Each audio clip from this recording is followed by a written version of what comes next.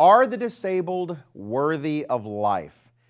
It just feels like a terrible question even to ask. Of course they are, and yet at the same time, we live in a civilization that doesn't always answer that question with yes. Frankly, they often answer it with no.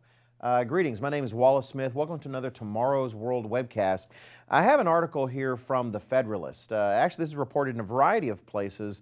You got to look for it here in the United States because it really is news coming out of the UK. But this is a report on January 30th, 2017. The title was this: A disabled lawmaker speaks out about abortion. Quote, "People like me are facing extinction." It really is a very good article to summarize, and if you're in the UK, if you've been paying attention to the news, you've seen this progressing through Parliament. Lord Kevin Shinkwin, himself a disabled person, is a representative there in Parliament, and he has been pressing a bill that would change a certain law in the UK. In fact, by the time this airs, maybe some action has been taken on it, but right now it is still being debated as I record this. And I'm not here to talk about politics. We just don't press politics on Tomorrow's World, but the morality of the circumstance is just incredibly illuminating.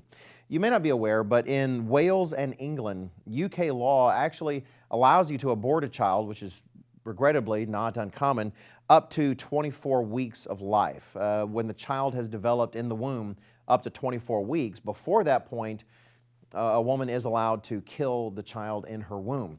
But there is an important exception in Wales and England that if the child is disabled, the law actually allows the child to be killed all the way up to birth.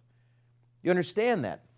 A child can develop in the womb all the way up to the moment of birth, and as long as the child isn't actually born, they actually are willing to legally kill that child when a mere seconds later, if you will, moments later, the child will be born and protected by law and recognized as a person.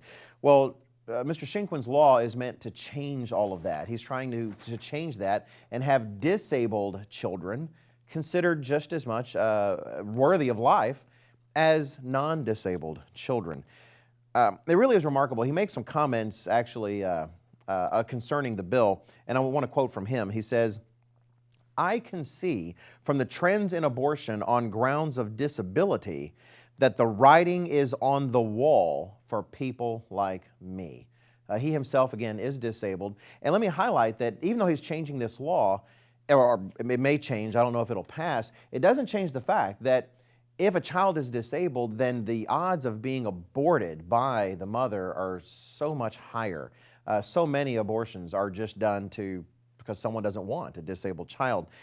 So anyway, he continues. He says, "People with congenital disabilities are facing extinction. If we were animals, perhaps we might qualify for protection as an endangered species. But we are only human beings with disabilities, so we do not."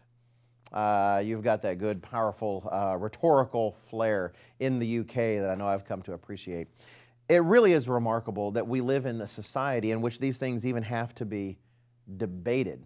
Let me ask you, what is the difference between abortion and infanticide if the only difference is whether the child was born or not? What is it about simply being born just seconds later, all of a sudden the child is worthy of life and protection from the government and from all of us as a society, and yet somehow just moments before, literally heartbeats before, the life is at our whim to decide to kill if we don't like or not, if we just don't want it.